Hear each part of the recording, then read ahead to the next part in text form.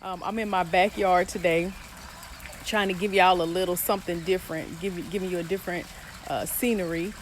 It's maybe a little bit noisy because you might hear the water hose, the water running into the pool, the neighbor's dog barking. You might hear some birds chirping, but it is a nice change of pace. Even, at least it is for me. It's Friday. Friday is a good day to do something different and to just enjoy as we wrap up the week of all the work that we've been doing. So, for those of you that have never connected with me before now, maybe this is going to be your first time watching this video live, or it's going to be your first time seeing it on my timeline. I am Kendra Tillman. I am the founder of Strong Her Me. I'm a women's empowerment coach, and I help Christian women reclaim their authentic voice as they build a business or a ministry that basically connects them to their calling, that's connected to their calling and their core values. And today I am going live because I wanted to share a few things. So the topic that I want to talk about is, what does it mean to be a woman on a mission? So this morning I shared with my email subscribers, and I also shared here on social media, that I am hosting a Work Your Plan book club. And I basically have said that the Work Your Plan book club is a book club for women who are on a mission to reclaim their authentic voice. So I thought it would be good to talk about, what does it mean for a woman to be on a mission? And the first thing that really came to mind was thinking about Jesus and thinking about how he said, when he was just even a little kid, he was so purpose driven. And his parents were looking for him. And his statement to them was, I must be about my Father's business. And I'm just curious, how many of us can say that? How many of us as Christ followers can say that we are about our Father's business? We definitely have the responsibility of taking care of ourselves financially and going to work every day, also providing for our families. And even in the midst of the responsibilities that we have, that God has given each and every one of us a mission.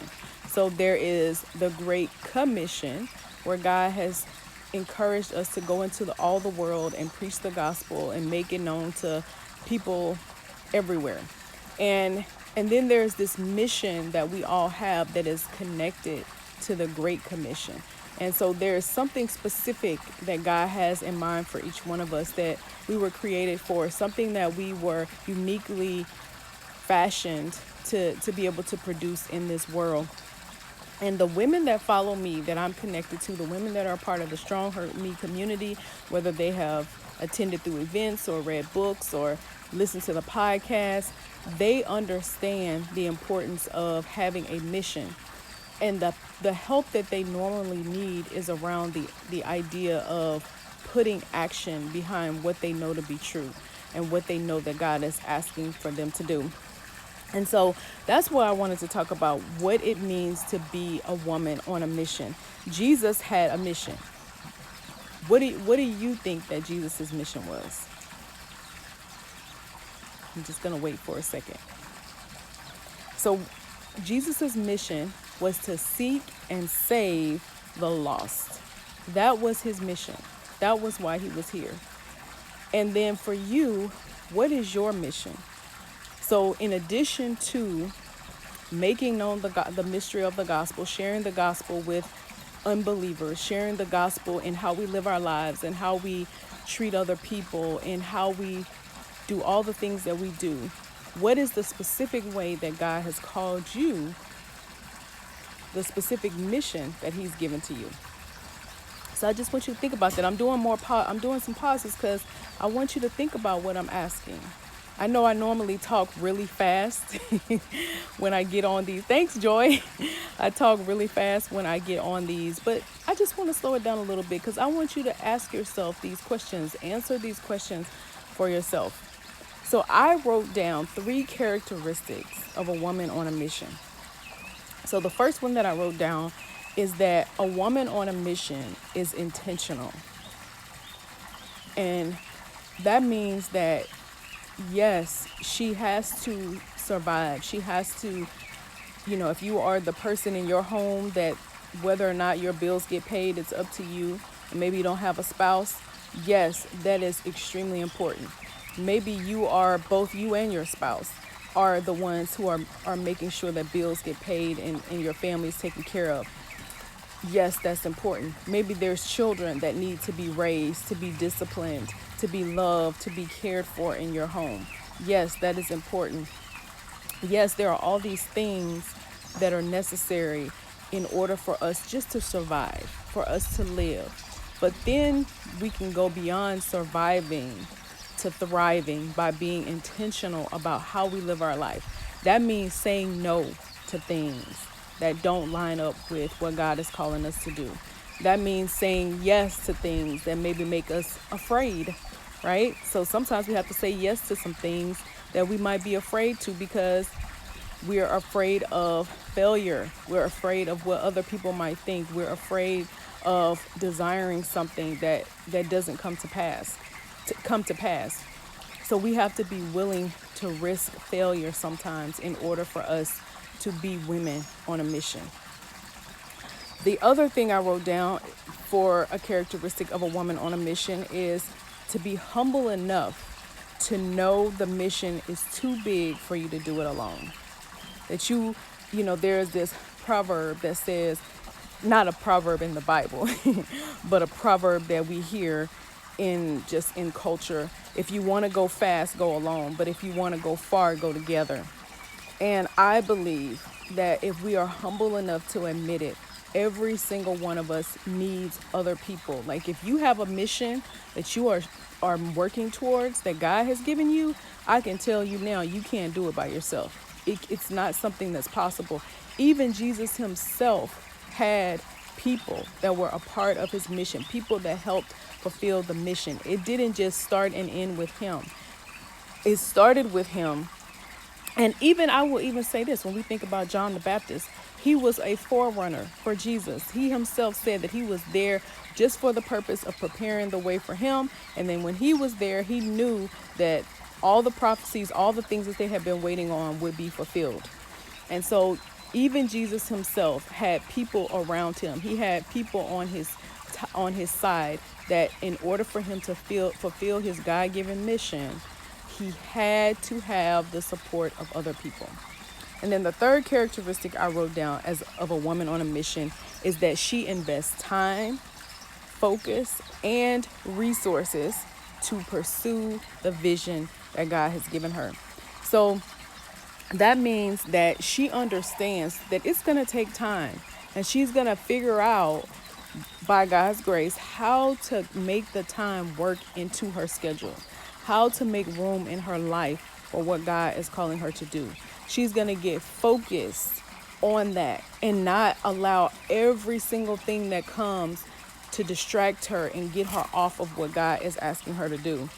She's investing her resources. So her resources might be her money. She might be paying for things, going to conferences, reading books, investing in a coach, investing in a purchase like a product, a laptop or whatever it is that she needs in order for her to fulfill her mission. So the three characteristics that I said of a woman on a mission are she's intentional and willing to risk failure to be intentional.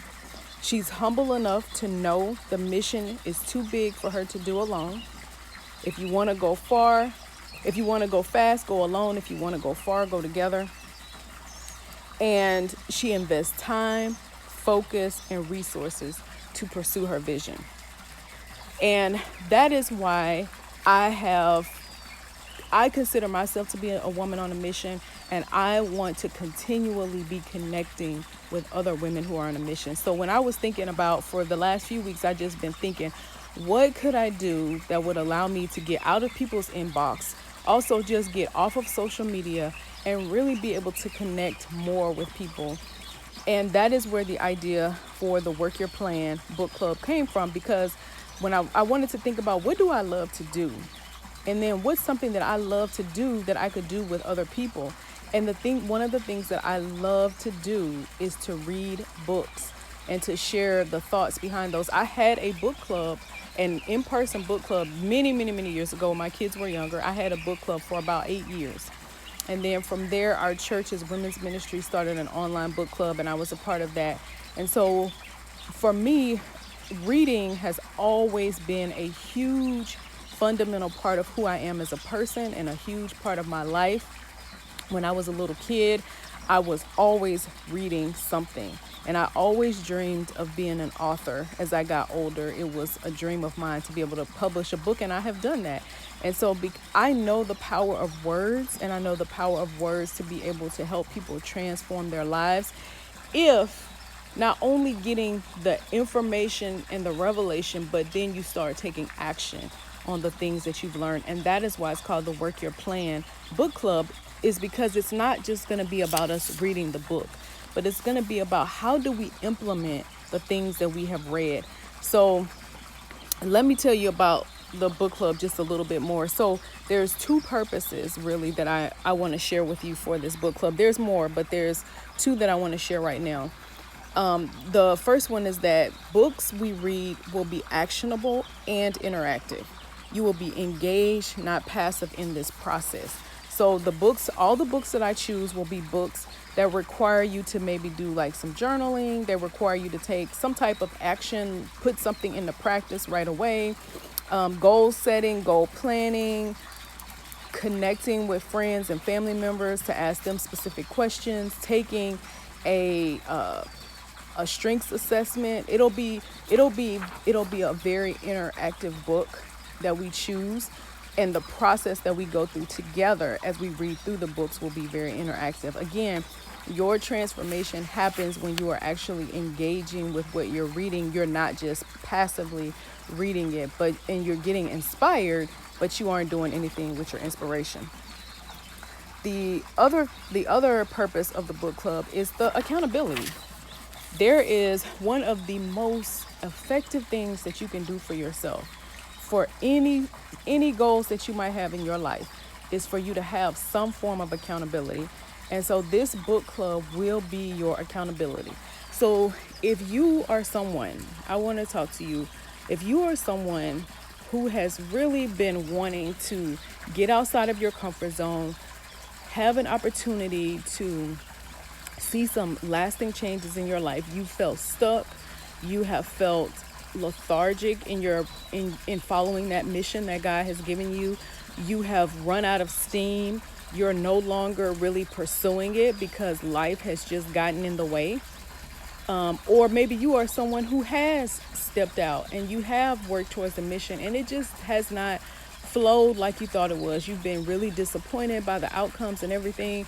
I'm telling you, this book club is for you. This book club is going to help you keep moving forward in what God, that mission, that thing that God has placed on the inside of you, that thing that will not go away. And we're going to take it step by step, little by little. It will not be overwhelming.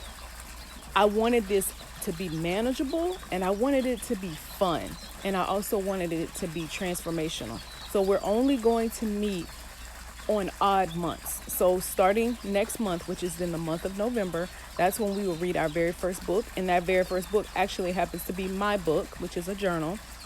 And we'll talk more about that later. But that's going to be our very first book that we're going to read together. But not every book will be my book. I already have 3 other books in mind for us to read, again, for the odd months. So we'll read in January, March, and May, right? So we'll be reading together, and then we will be meeting weekly online for a live accountability session. And that's where we just talk about the book, what you're learning, your takeaways, what you're doing with the information that you are reading. And it is going to be so great. And the only cost for you to participate in this book club is the cost of the book itself. And so that is what I wanted to share about the characteristics of being a woman on a mission. I wanted to also tell you about the book club. I hope that you will be a part of it. I would love to have you. You can actually find the link to register for the book club if you look in my bio right here at Kendra Tillman. Check out my bio, and there is a link to the Work Your Plan book club. All right, y'all. Until next time, remember to work your plan and watch God work. Bye.